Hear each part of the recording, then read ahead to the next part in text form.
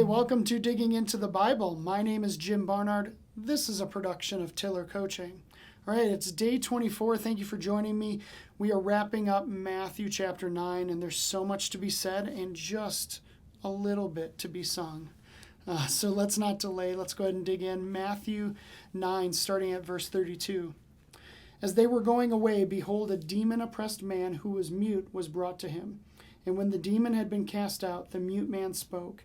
And the crowds marveled, saying, Never was anything like this seen in Israel. But the Pharisees said, He cast out demons by the prince of demons. And Jesus went throughout all the cities and villages, teaching in their synagogues and proclaiming the gospel of the kingdom, and healing every disease and every affliction. When he saw the crowds, he had compassion for them, because they were harassed and helpless, like sheep without a shepherd. Then he said to his disciples, The harvest is plentiful, but the laborers are few. Therefore, pray earnestly to the Lord of the harvest to send out laborers into his harvest. And I love that phrase, harassed and helpless. Man, that is so strong. I'm totally going to write a book with that as the title. Picture it, harassed and helpless, living like a sheep without a shepherd. That is so good. You're going to love it. I call dibs on that. Don't steal that, okay? But we see here today this mute man, and over the last few days in this study, Jesus seeking out the harassed and the helpless. Verse 35 says, healing every disease and every affliction. He was doing this for people all over the place, and that's amazing. That's what it's about. Jesus is the difference maker when it comes to that. I think, I kind of say this all the time. This phrase represents you and I as well. You and I have both been harassed and helpless. At one point, we didn't know Jesus. We weren't encountered by him.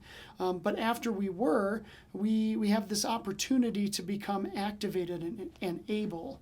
And that's a big difference, exact opposite, in fact, of harassed and helpless. So I love that. But that's the problem. I want to look towards the solution. So let's go ahead and dig in just a little bit deeper to verses 37 and 38. Then he said to his disciples, The harvest is plentiful, but the laborers are few. Therefore, pray earnestly to the Lord of the harvest to send out laborers into his harvest. It's such a weird response. I would expect Jesus to say, the laborers are few, so go. Be a harvester, be a laborer, go and do it. But that's not what he says. He says, pray for it. Okay, Is that good enough? Just praying for it? I know that prayer is good, but is it good enough? I don't know. And actually, it makes me think of something that is super weird, and I know you're going to laugh at me and probably leave a comment below because it's hilarious and weird. But it makes me think of those Sarah McLachlan commercials where, the dogs that have one eye and, 3 legs and just broken down and abused dogs.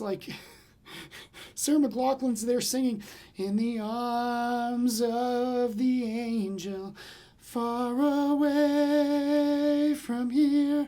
Ooh, I know you like that. That's what it looks like when doves cry. So, anyways, it always felt weird, that commercial, that, it wasn't adopt one of these forgotten dogs, but send money in. Because the money is going to help these dogs, and sure, maybe surgeries or something, but don't they just need to be loved? Don't they need something more specific? And it's like Jesus is doing the same thing. We need to go out and work. We need to do something here. Just pray? Is that enough, Jesus? And it just feels like an odd response. And I think that there's a reason that Jesus is suggesting just to pray, and that Sarah McLachlan is suggesting that we just send in our $5. It's do something, just do a little bit. And if you do a little bit to show some compassion, maybe that might activate you to do more. I think if you pray for the laborers to come, God might just say, hey, I created you and gifted you to maybe be a part of this. And maybe it's more than adopting a dog. Maybe it's jumping in here. And so I just think that that's, kind of why Jesus isn't going for, the full-on sale. He's just saying, let's try a little bit, and maybe you'll find a compassion for more. I heard a stat once saying that only 3% of believers will make one disciple in their entire lifetime, and that includes their children. Man, that stat astonishes me. So I don't know. I don't know what Jesus is calling you specifically to, but the harassed and the helpless are out there. So I don't know. Pray about it. See if something more comes out of that. I'm over time tonight. Tomorrow we dig into Matthew chapter 10, and I look forward to seeing you then.